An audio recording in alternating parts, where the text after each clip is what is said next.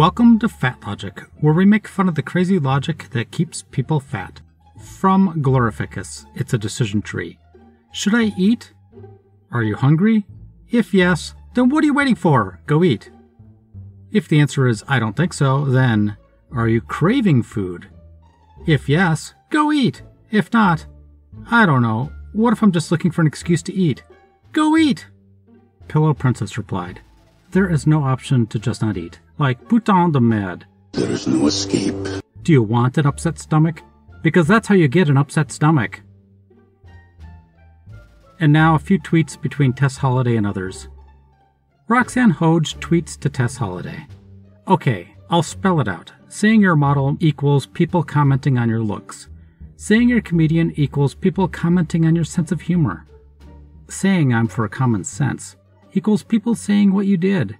Goes with the territory, wink. Tess Holliday replies, okay, but where did I say that people couldn't comment on my looks? Lol, I said not to comment on my size or weight. Smile with hearts. But classic delusional, narcissistic Republican behavior. To try and flip it into something it wasn't, to fit your agenda. Well done, Roxanne. And here's the original Tess Holliday tweet that she was reacting to. To everybody that keeps saying you're looking healthy lately, or you're losing weight, keep it up. Don't comment on my weight or perceived health. Keep it to yourself. The key point is she got mad at people saying, you're looking healthy today. From Ashimo.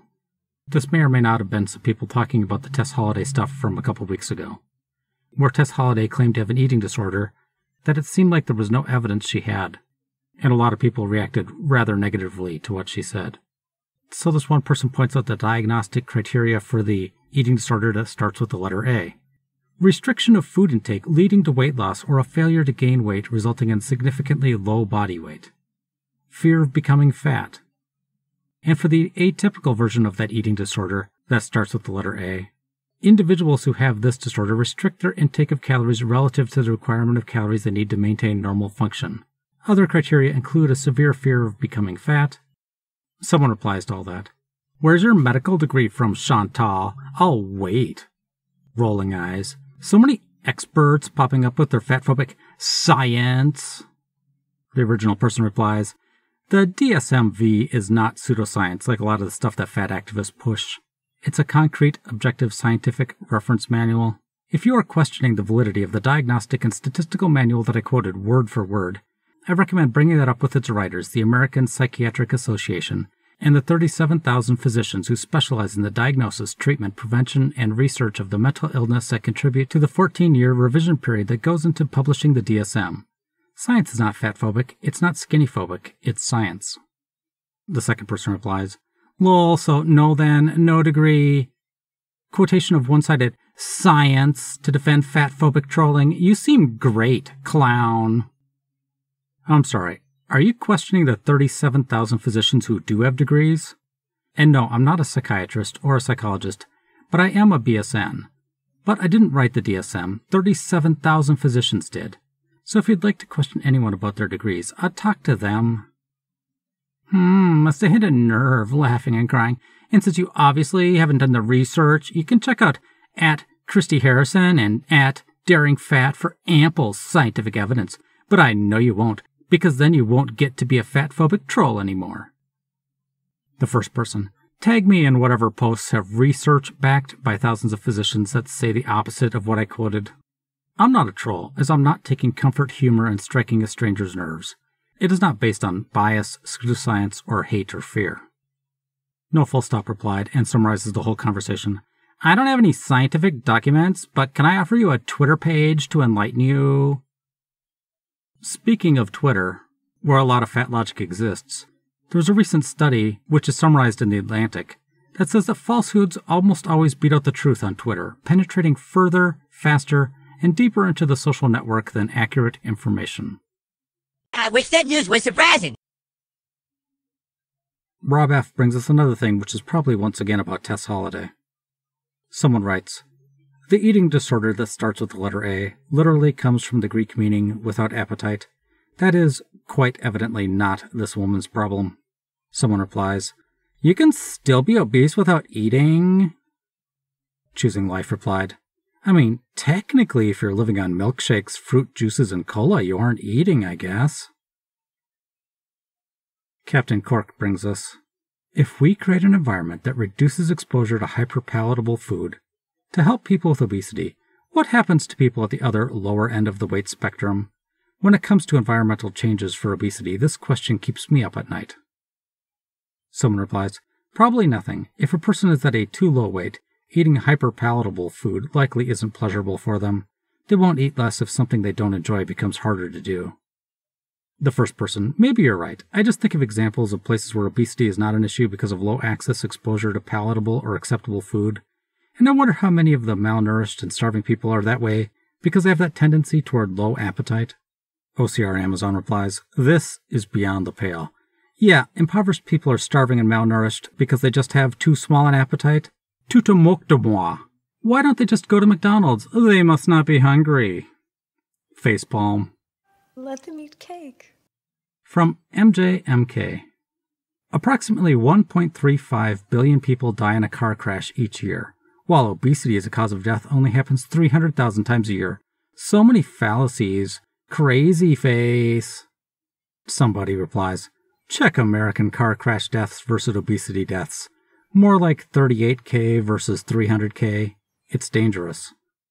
The first person, "Hun, you need some professional help. Your behavior is far more harmful than obesity. Your facts are irrelevant since death rates fluctuate." OCR Amazon. "A fifth of the world's population dies in crashes every year, guys. Amazing that we are somehow having enough babies that nobody noticed." Mei Chow brings us, this is a conversation between two people. "Hi, I couldn't help but notice what you posted in your story. I'm so sorry to hear that." The second person, "Hey, what exactly are you sorry about?" Grinning face with sweat. "The post about your pants not fitting anymore. You must have been under a lot of stress and lost so much weight. You look so malnourished." "Ah, it's not a big deal." Grinning face with sweat. "It's not stress. I wanted to lose weight, and I'm eating enough. No need to feel sorry, lol." "Eat a mad burger, fatphobe. I was worried for you, but you're a morceau de mad. You eating disordered salope." OCR Amazon summarizes the conversation. "I was so worried you had an eating disorder, but you're just a salope with an eating disorder." These are some actual advertisements I found from, I think, the 50s or 60s. They were made by 7-Up, and if you look at the screen now, you'll see a baby being given 7-Up to drink. And 7-Up bragging, "We have the youngest customers in the business. Nothing does it like 7-Up." And there's another one with another baby, and this one says, "Pure pleasure," as the baby once again is drinking 7-Up from a cup. 7-Up is so pure, so wholesome, nothing does it like 7-Up. You might be thinking to yourself, but businesses would never do anything that scummy nowadays. Let me remind you that Facebook is making a version of its popular Instagram app for children under the age of 13. So things might be changing, but they're staying the same. From Aggravated Scallion. It's a little list. Disordered eating that is socially acceptable. Only eating carbs 1 time a day. Drinking a glass of water before eating. Clean eating. Not eating 3 hours before bed. Intermittent fasting. Skipping meals. Forgetting to eat. Cutting out food groups. Shakes, bars as meal replacements. Baked Potato replied, "Oh, mad. Better replace water with soda. I mean, it has fruit juice, so it's healthy, right?" I Hate Melvin replied, "Today I learned corn is a fruit." Goldie also replied, "I take frequent sips of water while eating." Baked Potato, "Mad. That's a whole new level of disordered eating." Commander Machine Fira, "I can top that. I also drink water after I'm done eating."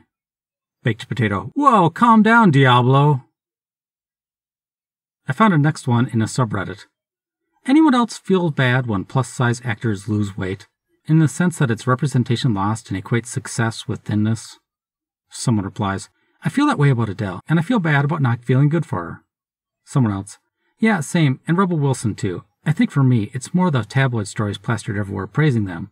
and that every time they're mentioned afterward, an article will link to their weight loss. Someone else, her and Melissa McCarthy and Meghan Trainor. Luckily, we still have 80 Bryant and Beanie Feldstein. Imagine feeling bad that somebody put all this effort into making themselves healthier, and then being happy that some other people are still unhealthy. Definite crabs in a bucket mentality. From Glorificus. Avoiding eye contact with fat people in public is fat phobia. Jack gets better. There is nothing inherently sinister about not wanting to make eye contact with someone. Is it fat phobic to be autistic now? People already think I'm dishonest, or I don't like them if I can't fake making eye contact. Now I gotta add bigoted to the list of misconceptions people project onto me. From Rogers to Adams. The Why Am I Not Losing Weight starter pack. Breakfast. A bowl of some nuts, oatmeal, and some fruit. Lunch. A salad with some chicken. Dinner. A steak and a few tiny bits of potato. And, at midnight, 8 boxes of McDonald's fries, a pizza all to yourself, and some beer. Skinny Butt replied, "Can you please not post personal pics of my life on here?" Another thing I found on a different subreddit, airlines planning to weigh people like they are bags. I don't know if anyone has read this article. I'll show some of it in a minute. I am fuming. What sort of utter and complete mad is this? Treating humans like bags and weighing them before flights. How is this even a thought crossing the minds of airline companies? The very original article, as near as I can tell, was written by Gary Leff. U.S. airlines may need to start weighing passengers in order to comply with FAA rules. These airlines is not playing. They will leave you, or you're going to have to buy an extra ticket. The airlines will not be leaving you or making you buy an extra ticket. The reason they're doing this is because Americans are getting fatter and the federal government wants to know how much fatter passengers have gotten. At least for smaller aircraft. And they're doing this for safety reasons. I'd rather the plane go down than everyone know how much I weigh and maybe I was the reason the plane went down. Well, that's also a reasonable fear, but they are not going to be forcing you to be weighed. They may ask to weigh you, but you'll have the chance to opt out, and then they'll select someone else at random to be weighed. And when they do weigh you, the scales readout will not be visible to the public. Jeremy Poutin writes, "I had to do this once, and the gate attendant said, 'Ooh, looks like we got a big boy.' And everyone laughed, and then the whole plane was delayed while they loaded an extra pallet of snacks, and then I woke up." And as I dug for more comments about this, I found one from Freethinker. "It's a survival tactic used to survive our communist takeover. Communists always starve out their opposition. The fatties among us know this, and they will be the ones to survive while all the skinnies will perish. Lol." And at that point I realized I'd dug too far for comments on this topic. But I dug too deep. From Lily the Breadwinner. It's sad that the military is using vastly outdated information about fat people to perpetuate the myth that only thin people can be healthy and active.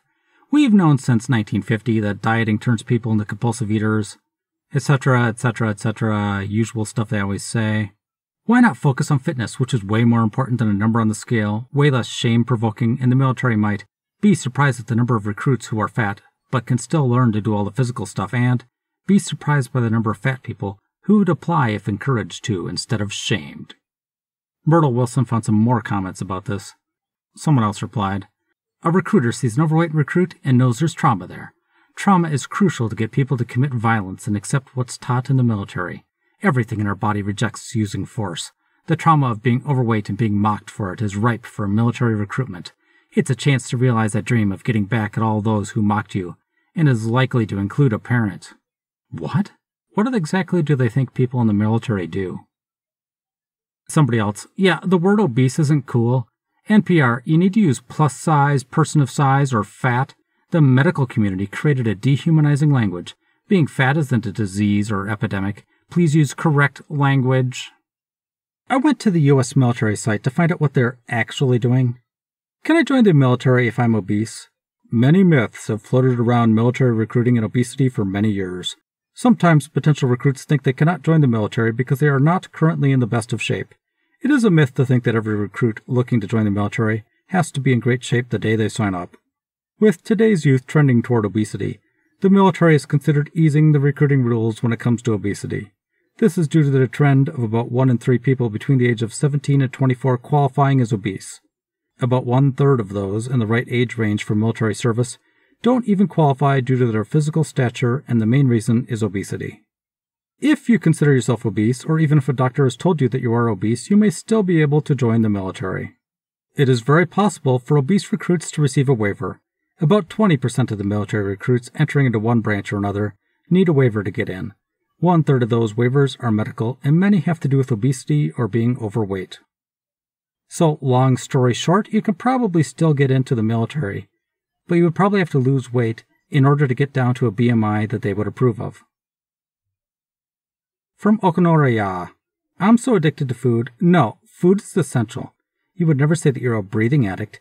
You breathe to survive, just like you eat to survive. You're not addicted to food. You're surviving. Semipa. Yeah, I'm going to have the number 5 extra value meal, supersized with a large Coke. Extra cheese, extra mayo. And can I get an extra double cheeseburger and 2 apple pies? Gotta survive today. And a related one from Evangel Online. It's a picture of some Doritos in a measuring spoon. Eating only limited portions of what you want isn't eating what you want. Duchess Pickles replied, yeah, those Doritos were engineered in a lab to make you want to eat a whole family-sized bag by yourself. Eating a ton of them is not the rebellion you think it is. Emily replied, exactly. These people need to put down health at every size and read salt, sugar, fat. Weight loss only brings us a quote from Atomic Habits. It's not exactly the same as salt, sugar, fat, but it's very closely related. Ultimately, such strategies enable food scientists to find the bliss point for each product, the precise combination of salt, sugar, and fat that excites your brain and keeps you coming back for more. The result, of course, is that you overeat because hyperpalatable foods are more attractive to the human brain. Brett Danos replied to that, all this intuitive eating nonsense with listening to your hunger and fullness cues is a bunch of bullocks when eating a lot of this processed food. Those cues were made in a lab somewhere, turning you into a proper addict to them. For reference, here's an ingredients list for a bag of Doritos. While the first ingredient is corn, the second ingredient is oil, and the third ingredient is maltodextrin, which I believe is sweet, and the fourth ingredient is salt.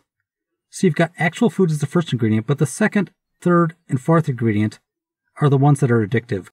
And, to make it worse, later on the ingredients list you've got monosodium glutamate, disodium inositol, and disodium guanylate, all 3 of which are there to make the food taste better than it actually does. I don't believe that these ingredients are bad for you in the sense that they make you ill, but they do tend to make food rather addictive. Quirky Force brings us, the enemy of fat folks is rampant misinformation, socially accepted discrimination, lack of access to quality medical care, income disparity, and the praise of weight cycling that changes data set points driven by a $72 billion a year industry, not Krispy Kreme. Unattended Dryer replied, today I learned Krispy Kreme is a non-profit. And here's an ingredients list for a Krispy Kreme donut. None of this is actually very suspicious, but as you can see from the rather long ingredients list, it's very carefully formulated to give you exactly the perfect donut each and every time. If you were to make this at home, the number of ingredients would be closer to 10 instead of 40. And you would find that the donuts that you make at home aren't absolutely perfect like the ones you get at the store, so they would be less addictive. From Amortentia, when you label a food healthy or unhealthy, what's that about for you? What's it doing? Is it reflecting science that you've read? How widely did you read, and whose perspectives? Is it reflecting media messages, notoriously unreliable and sensational in this area? Social messages? What's the history behind, for example, American dietary reform efforts? Hint, it's social control. Think about valence. Are they talking about electrons? And the meanings we've given to the idea of health under white capitalist patriarchy. And think about how narrow those conceptions are. What would a holistically healthy picture of diet really look like? It would be varied, self- and community-directed, and it would be pleasurable. Anecdata replied, community-directed diet? Should I poll people on what I should eat? Smile. The person continues on. It would be enough, and more than enough in calories and food types. Are you thinking about all of that when you label a food? Seems impossible, and you can't determine those things for other people, so your best bet is to simply drop the labels. So this person believes, if you can't do something absolutely perfectly, thinking of everyone involved in the entire universe, then don't bother. From Absolutely Cat. All of my adult life, I have weighed about 145 pounds at 5'6".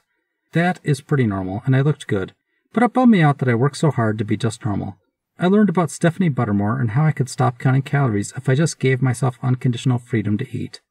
My weight would go up, but then after a time it would come back down and normalize. That's what Stephanie Buttermore said. Obviously, that definitely didn't happen. After 1 year, I had gone from normal weight to obese, gaining 50 pounds steadily with no signs of stopping. I felt disgusting, could barely walk from the pain in my feet due to such rapid weight increase, had terrible headaches every day, couldn't sleep, and generally spent most of my time wishing that it would end. I was literally normal before this.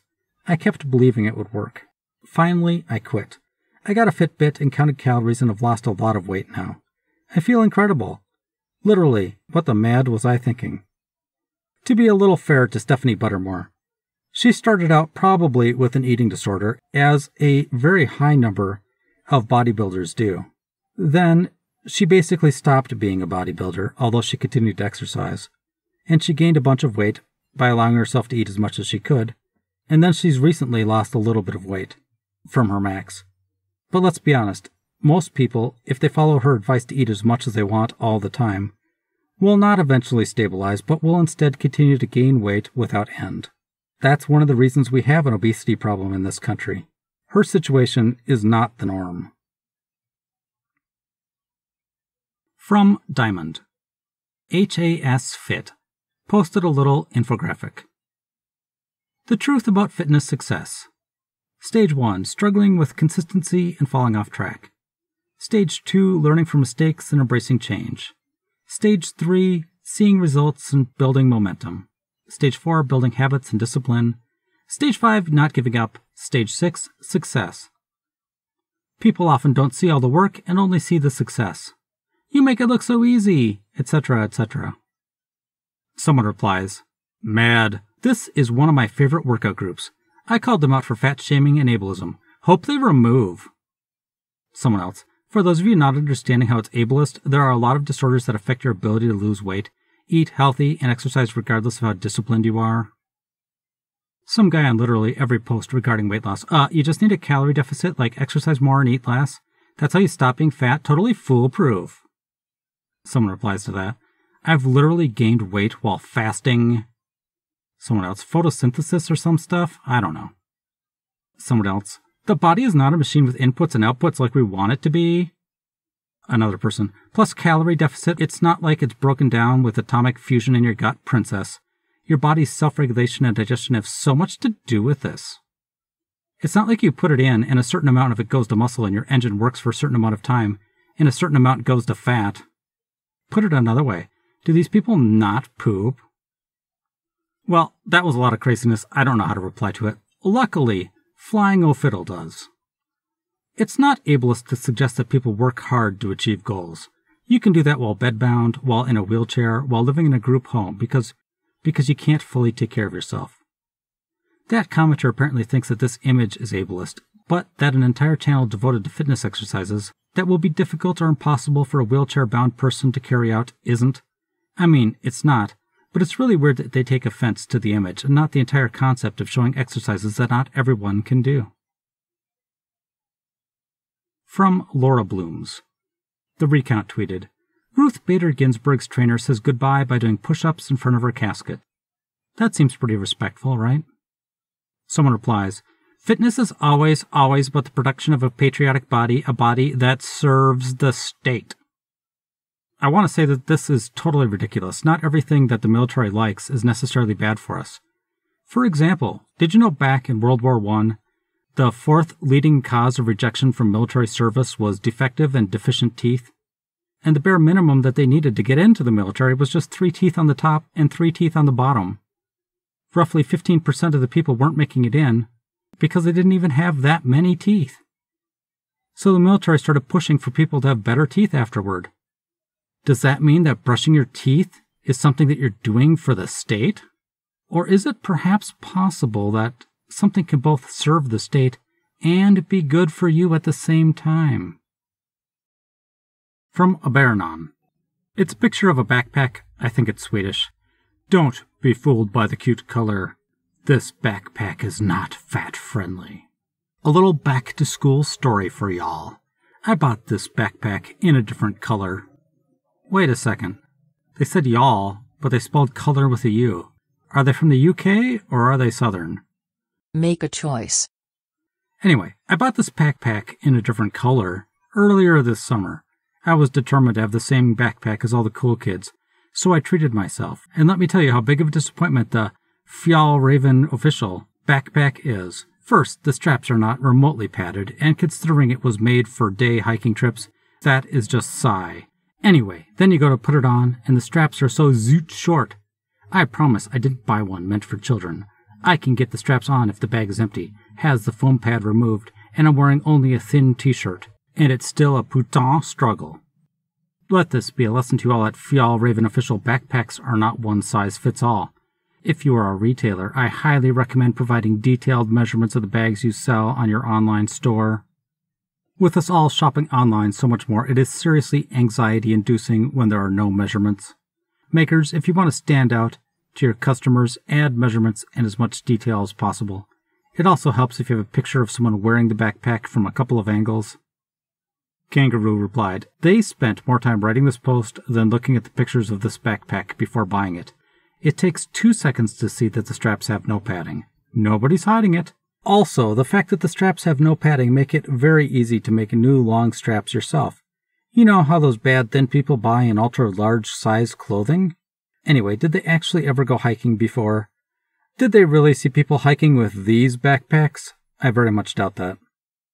If you didn't look at the backpack looks more like a shopping bag that zips up than anything else. From Fantastic Ambition. If I hear diabetes diet one more time, I may scream. So many of my food issues began with this idea of a right way to eat with diabetes. Hashtag one size does not fit all. No, no, no. All foods do fit, and there is no need or benefit in policing moralizing food choices and the associated guilt and shame that comes with it. Kangaroo replied, diabetes diet has nothing to do with moralizing, policing, guilt, or shame.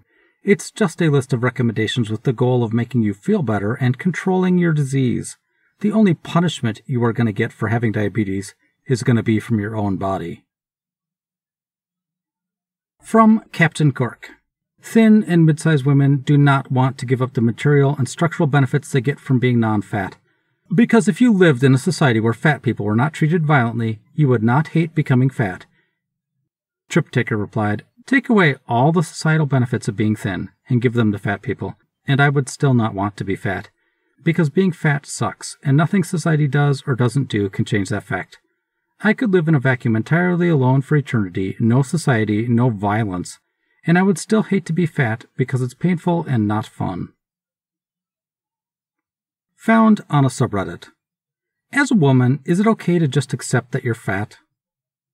Someone replies, yes, it's absolutely okay. Someone else, 100% yes. A third person, yes.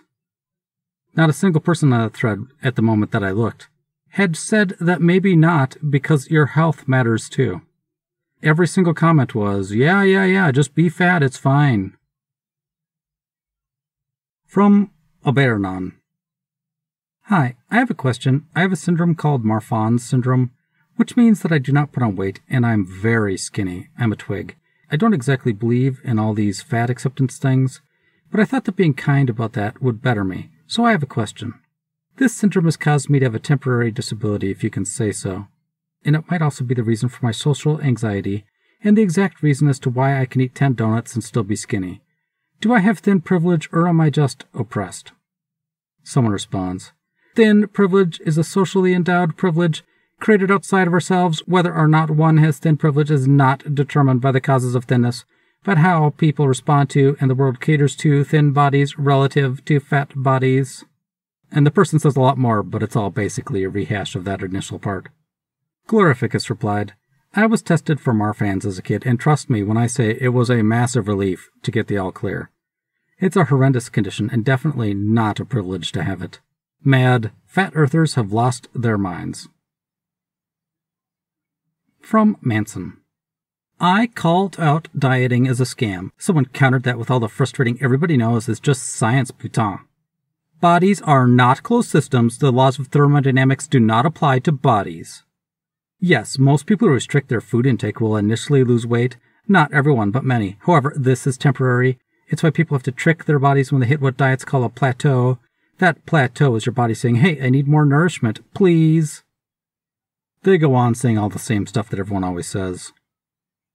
Say Just Words replied, I say it every time.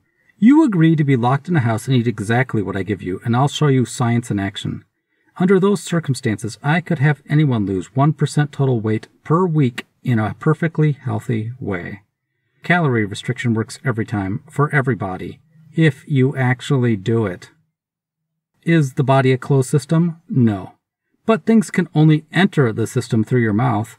They can leave in various ways. The fact that it's not a closed system actually means you would lose more than the purely theoretical amount. Unless you're going to show me how magic, airborne fat particles absorb through your skin and maintain your body fat levels. I Like Chicken brings us something from Reagan Chastain. Fat people, raise your hand if you've ever been told to eat less and exercise more by a healthcare provider who hadn't bothered to ask what you eat or how much you exercise. Even if dieting did work, and it doesn't. Practicing stereotypes instead of medicine is harmful. That was just to give you a taste of what Reagan's like. Ms. Beaver brings us another one from Reagan. When people are talking about an intentional weight loss attempt, and they say it's not a diet, it's a lifestyle change, what they mean is it's a change to a lifestyle where you diet all the time. Starvation is not sustainable. Northern Sparrow replied to that one.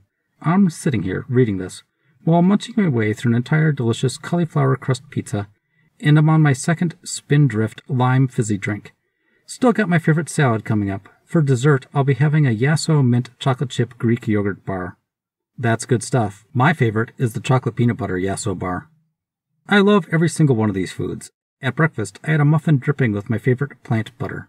At lunch, I had my favorite peanut butter chocolate chip bar, and a kiku snack of a bowl of vanilla yogurt, frozen wild blueberries, and honey. Yes, I swapped out my old foods and never returned to them. Sure, you could call that a diet. Whatever you eat is a diet. No, it's not starvation by any stretch of the imagination. Yes, it's 100% sustainable. Been eating this way 6 years now. I wanted to talk a little bit more about Reagan Chastain. This is from her own information. Apparently she was a cheerleading captain, a multi-sport varsity athlete, her class's valedictorian, a National Merit Scholar, and she's played Carnegie Hall, all of which is very impressive, which means that she's obviously very intelligent. Yet, in the same paragraph where she's bragging about how smart she is, she makes a spelling mistake and spells 4 with 2 R's. Which leads me to my question, how come somebody with that background has gone to a place where what they do is mostly, in my honest opinion, spread defeatism online, and appear to have given up on their own health in a large way, as they keep failing on the own goals that they set for themselves, such as completing a triathlon. Anyway, moving on. From Ms. Beaver. Weight and health are not connected in the way that you think. See my post about fat not being an illness. So the whole point of calories in, calories out is superficial and not health improving in itself. Nessie Liz replied, the constant exhortation that one won't see improved health with weight loss. They're so emphatic about it. They can't even say that you might not see improved health. They say you will not see it, and it's putain. My health is 1,000,000 times better with weight loss, and I'm not alone. From Lahurakat. 6 reasons why you're not losing weight. Not getting enough sleep. Skipping breakfast. Eating right before going to bed. Not exercising enough. Using the microwave oven too much. Stressing yourself out. Check Your RX replied, yikes, I always skip breakfast, use my microwave like a fiend. Sleep 4 hours a night and virtually never work out. I'm down from 180 to 130, so, From Chase It. Moderation is a form of restriction. Hecklepoise. Well, by that definition, complete freedom in moderation in one area is just restriction in another. Opportunity cost, people. From Chaos Chlip. It's a picture of a doctor getting cash from the makers of Sisyphus diet. The doctor says, "You have the flu? I know just the thing. Have you tried the Sisyphus diet?" Over all of it, there's words saying, medical recommendations for intentional weight loss are unethical. Just say no. The average salary of a bariatric witch doctor is from $177,000 to $337,000. I don't know about you, but for that kind of money, I would expect them to have read and understood the latest research in their field, research not paid for by the diet industry, duh. And as for the rest of the medical profession, well, I expect the same. Kissed Her Angel replied, I love that this person somehow thinks she knows how to read and understand medical research better than someone who went to post-secondary education for 12 years. In Canada, at least. I know some countries are shorter. Something about idiots not realizing they're idiots, I guess? Dunning-Kruger. From Teabags for Legs. Your natural body weight is the one where you're honoring your hunger without guilt, eating all the foods that satisfy you, not thinking about what your natural weight is, moving your body because it feels good. Oats Over Gulch replied, Your natural body would be very different if your diet consisted of tacos and donuts as opposed to fruits and vegetables. Soul and Avalanche brings us a long conversation from Twitter. If you're talking negatively about gaining weight, then anti-fatness is to blame. Yes, it's your body, and you can feel however you want, but you should acknowledge that the only reason you have negative feelings toward fatness is because you are taught that being fat is bad. It's not wrong for someone to point that out. It's good for you to examine your negative feelings toward yourself and where they come from. There's nothing wrong with self-reflection. Someone replied, coming back to say, mad body positivity and HAES. I don't know how much I weigh, so it's impossible for me to be projecting my feelings about gaining weight onto others. And it's possible to change your eating habits and the way you move your body without focusing on weight. The first person, if you want to hate yourself for gaining weight, that's your prerogative. I'm just trying to say that it's unnecessary. The second person, no, that's not the only reason. My family has a history of diabetes, heart disease, and hypertension. I'm not just getting fat. I'm out of shape and getting less healthy. I mean, my BMI has to be at a certain level for me to get surgery, and if I gain weight, I'm moving in the opposite direction. Anyone who's familiar with the suffering you endure while severely overweight clearly disagrees with your statement for health and self-preservation reasons. Anyone who's familiar with that suffering and agrees are the ones who truly hate themselves. I definitely have internalized issues with my body due to societal things. However, I have a negative view of gaining weight personally because it physically makes me feel bad. Backaches, worsened depression, worse skin, etc. I don't know. It's not something you can make a generalized statement about. Think more about why it makes you feel bad. Because I guarantee a huge part of it is fat phobia. For example, the depression. Physically feeling bad can lead to depression as well. It can be both. Not sure why people in this thread are ignoring the negative physical aspects of gaining weight for the sole purpose of proving a point. It's not always 100% fat phobia when you're upset about weight gain. From Elmire 2000. Can people lose weight without resorting to disordered eating, relying on obsessive exercise routines to keep the weight off, having internalized fat phobia, and developing a crippling fear of regain? Maybe. Have I ever seen it happen? No. Tikda replied, maybe I'd be less scared of regain if everyone stopped telling me I was doomed to regain. Like Jesus Christ. I'm trying to maintain a weight of 130. That doesn't take Herculean effort. My maintenance is like 2K. It's not difficult. From Piney Pine. Y'all, as of today, I've officially lost 50 pounds. It was so putain hard, so I get to do a tweet about it. Someone replies, riots, not diets. The desire to remove fatness and fat people from society is ableist and a racist people. Nobody wants to hear about your weight loss. Piney Pine. The OP had a very mature response that was, I don't want to remove fatness or fat people from society. I'm allowed to do whatever I want like everyone else. Have a great day. From English Sarcasm, in the comments of a video of a regular-sized girl eating a family meal at McDonald's. Someone writes, won't save you from being overweight if you eat too many calories and don't burn it off. Someone else, yeah, please just tais-toi. I work out and I'm on a calorie deficit diet. but can't lose a mad load of weight. Do you know why? Because my genetics. Because I'm Irish and my great-grandparents were in a potato famine, and I also have a medical condition that causes me to gain weight. So go on. It's just a simple fact that there is skinny girl privileges. If this was a bigger girl, the comment section would be full of hate. Tagaboge replied, Guarantee that they're American. I'm Irish, and not once have I ever heard a single person blame their inability to lose weight on the great hunger.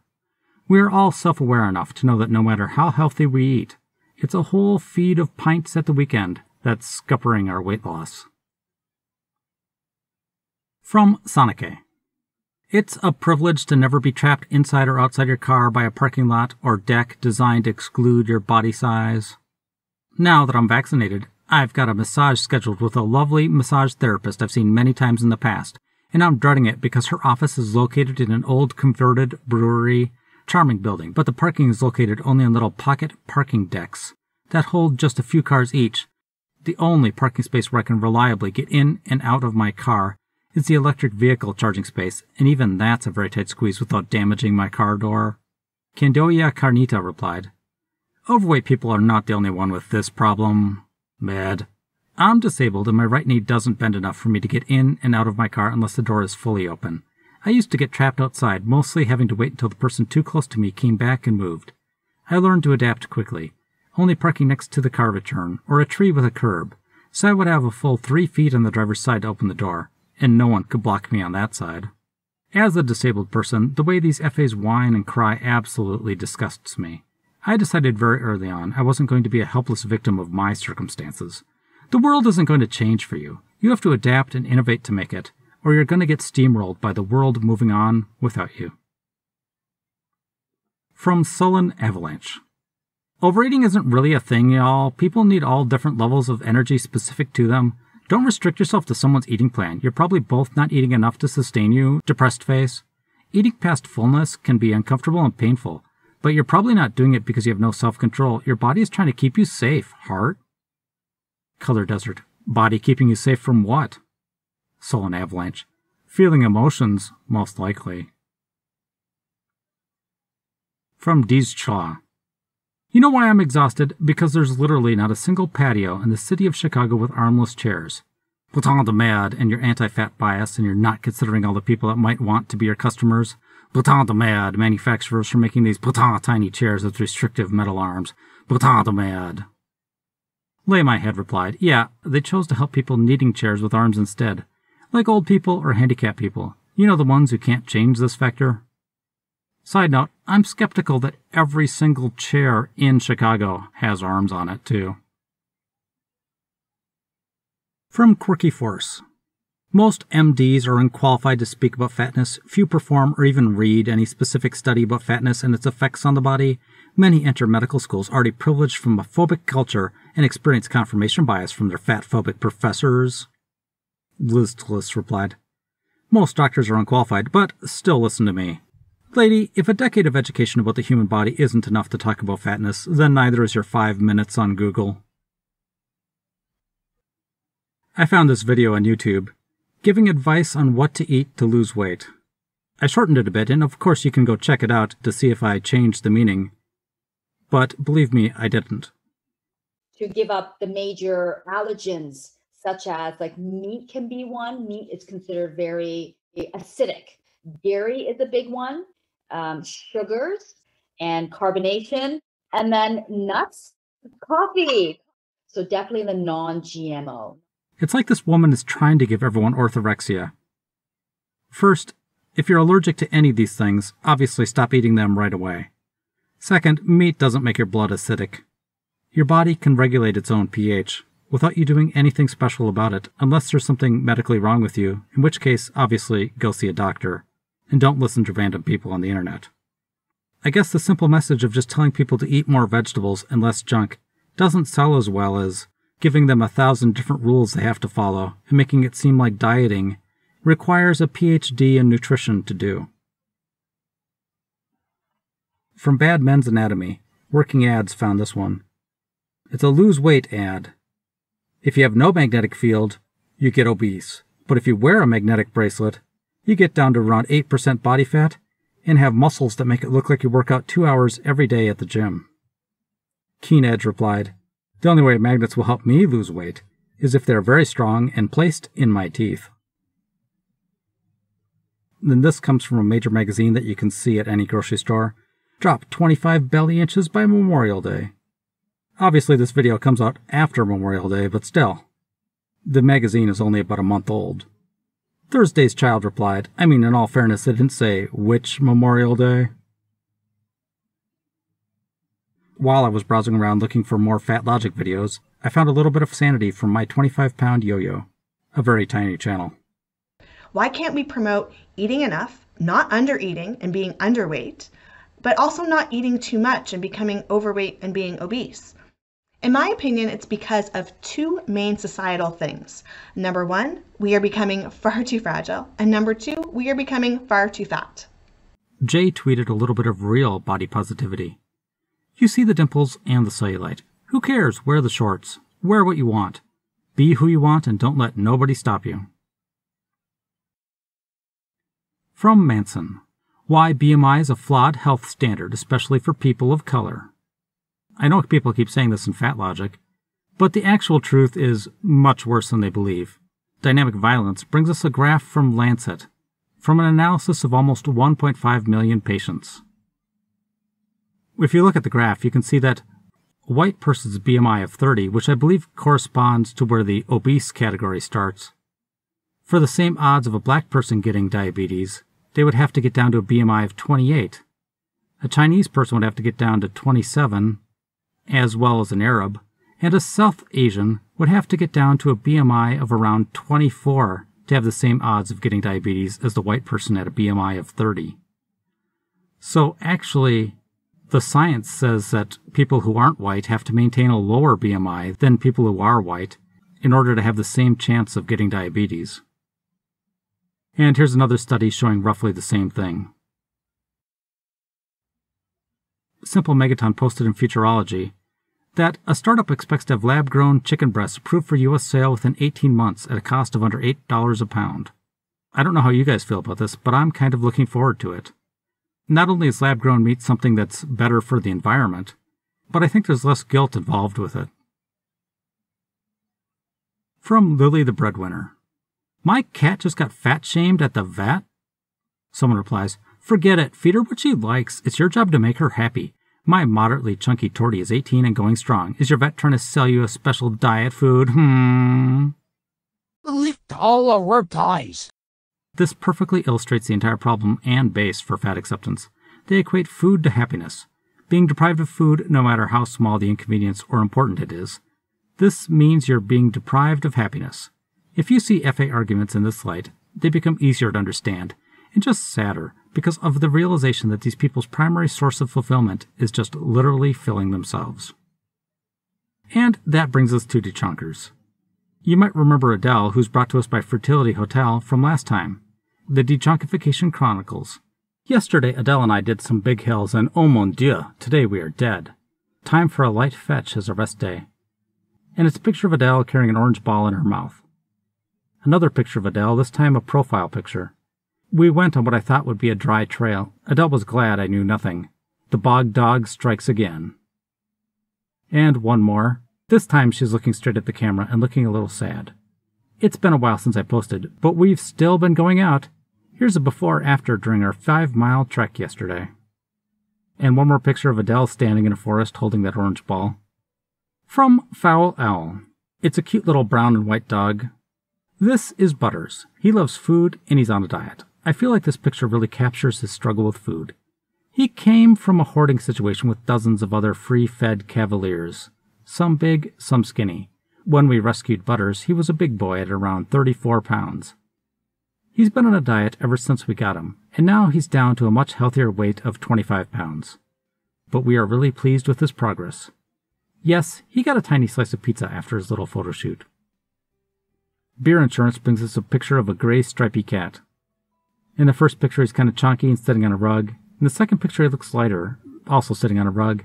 And in the third picture, almost looks like a kitten again. Petite girls can dechonk too.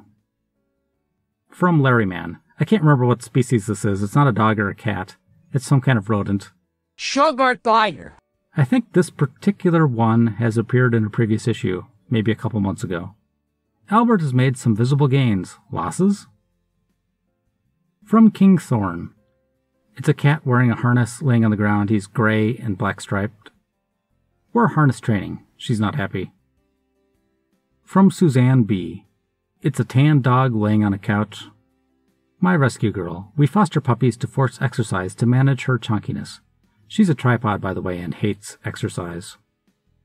Jumichi brings us pictures of a brown and black and white cat. In the first picture, she's chunky and sitting on a couch. In the second picture, she's trying to climb into someone's lap and looks a little thinner. My Maisie is 13.2 pounds today, down from 17.4 pounds. She's almost done. From Huge Seinfeld Fan. It's a black and gray stripy cat. In the first picture, he looks chunky, and in the second picture, he almost looks exactly the same. It's hard to tell. Tubby to just chubby. From Late Order. This is another black and gray stripy cat.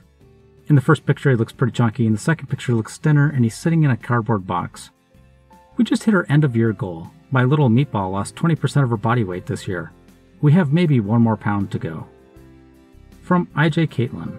It's a giant brown dog laying on the ground. Sasha's first night in her new forever home. She's 14 and 98 pounds, starting her dechunking journey. From Chicken Strips. It's a white and gray cat, but not really stripy. In both pictures, he looks a little bit chunky, but she's a fluffy cat, so it's hard to tell. From 15.4 pounds to 10.3, she's officially at her goal weight. I'm so proud of my little kibble. From Shikabane Hime. It's a white and black cat. In both pictures, it's laying around on pillows and looks about the same size.